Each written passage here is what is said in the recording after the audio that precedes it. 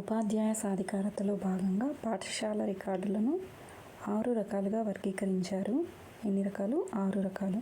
అవి సాధారణ రికార్డులు, ఆర్థికపరమైనవి, విద్యాపరమైన రికార్డులు, వస్తు సామగ్రి రికార్డులు, ఉత్తర ప్రత్యుత్తర రికార్డులు, పర్యవేక్షణ లేదా తనిఖీ రికార్డులు.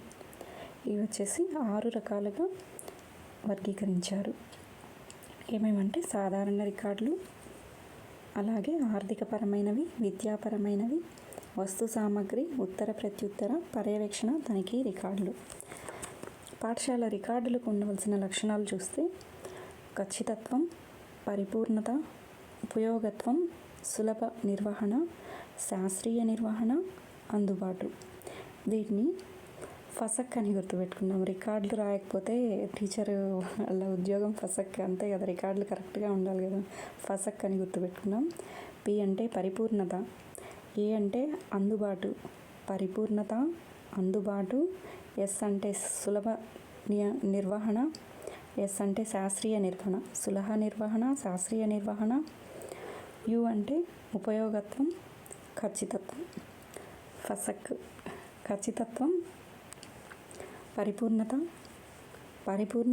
అందుబాటు,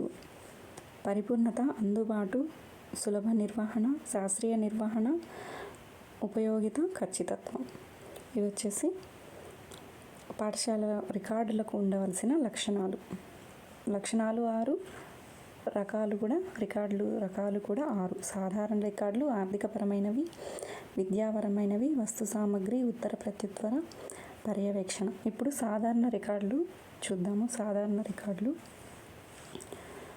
సాధారణమైనవి.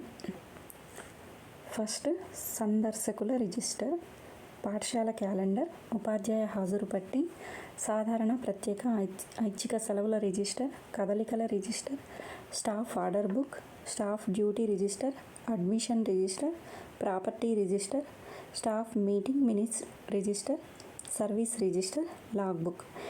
ఈ 12 రకాల రికార్డులు దేనిలో భాగంగా ఉన్నాయంటే సాధారణమైన రిజిస్టర్లలో భాగంగా 12 రకాల అయినటువంటి ఉన్నాయి. ఇవి ఎలా గుర్తుపెట్టుకుందామంటే మన పాఠశాలకి ఎంఈఓ విజిట్కి వచ్చారు అనుకుందాం. ఎంఈఓ విజిట్కి వచ్చారు. సాధారణంగా ఎంఈఓ వస్తూ ఉంటారు కదా, సాధారణమైనవి. ఎంఈఓ విజిట్కి వచ్చాడు ఒక పాఠశాలకి. సాధారణంగా ఎంఈఓ విజిట్కి వచ్చాడు. రాగానే సందర్శనకు వచ్చాడు. సాధారణంగా ఎంఈఓ సందర్శనకు పాఠశాలకు వచ్చాడు, విజిట్కు వచ్చాడు. సందర్శకుల రిజిస్టర్. పాఠశాలకు రాగానే గోడ మీద పాఠశాల క్యాలెండర్ కనిపించింది. ఎంఈఓ రాగానే సందర్శనకు రాగానే పాఠశాల గోడ మీద క్యాలెండర్ కనిపించింది. పాఠశాల క్యాలెండర్ అయితే జూన్ నుంచి ఏప్రిల్ వరకు, జూన్ 12 నుంచి కదా స్టార్ట్ అయ్యేది మనకి స్కూల్స్. జూన్ నుంచి ఏప్రిల్ వరకు ఉంటుంది పాఠశాల క్యాలెండర్ చూశాడు. బాగుంది అనుకున్నారు. తర్వాత అక్కడ కూర్చున్న తర్వాత ఉపాధ్యాయుల హాజరు పట్టి చూశాడు.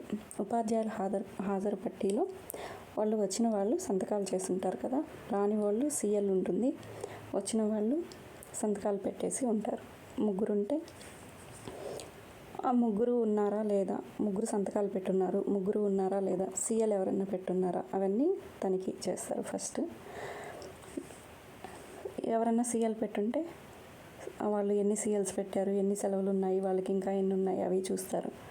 ఎంఈఓ సందర్శనకు వచ్చాడు. ఫస్ట్ పాఠశాల క్యాలెండర్ని చూశాడు. తర్వాత ఉపాధ్యాయులు ఎవరెవరు వచ్చారు అని చెప్పేసి హాజరు పట్టి చూస్తే అందులో సిఎల్ ఎవరు పెట్టున్నారు, అందరూ వచ్చారా లేదా చూశారు. అందులో ఒకరు లేరనుకోండి, సంతకం పెట్టారు కానీ వాళ్ళు కనిపించలేదు ఏమో అని అడిగితే కదలిక రిజిస్టర్, మూమెంట్ రిజిస్టర్, వాళ్ళు ఎక్కడికి వెళ్ళారు, ఎందుకు వెళ్ళారు అనేది మూమెంట్ రిజిస్టర్లో రాసుంటారు. సెలవులు పెట్టుంటే సెలవులు, వాళ్ళు ఎన్ని సెలవులు పెట్టారు ఏందని సెలవుల రిజిస్టర్.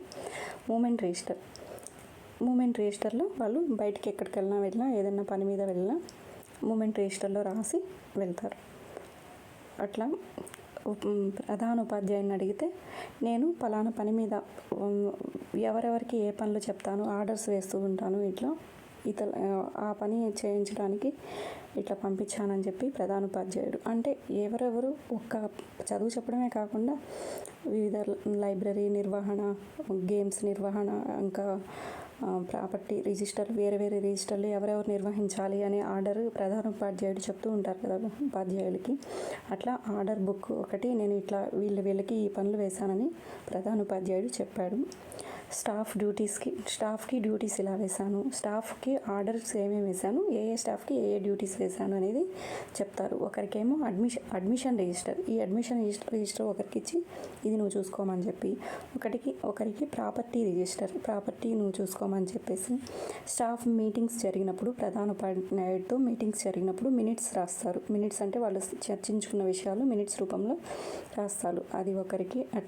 ఇట్లా నేను డ్యూటీస్ ఒక్కొక్కరికి ఒక్కొక్క డ్యూటీస్ వేశాను అని చెప్తారు. ఏమేమి డ్యూటీస్ వేశారు?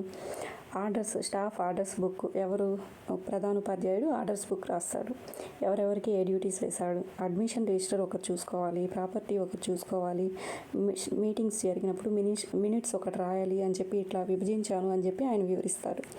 లాస్ట్లో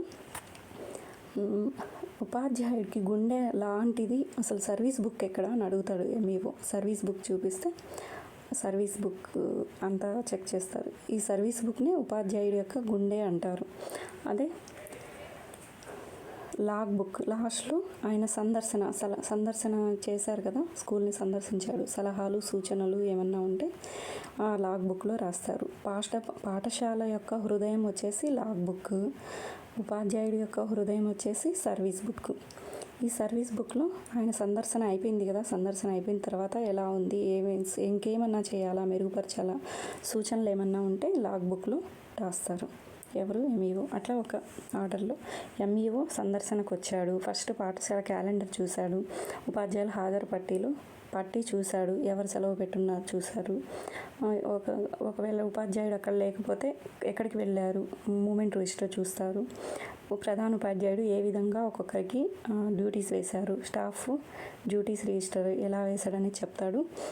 ఒకరికి అడ్మిషన్ చూసుకోమని, పిల్లల అడ్మిషన్ రిజిస్టర్, పిల్లవాడి యొక్క స్టూడెంట్ యొక్క హృదయం అడ్మిషన్ రిజిస్టర్, అలాగే టీచర్ యొక్క హృదయం సర్వీస్ రిజిస్టర్, పాఠశాల యొక్క హృదయం log book, property register, staff meeting minutes register, service book, log book. ఇవన్నీ సాధారణమైన రిజిస్టర్స్.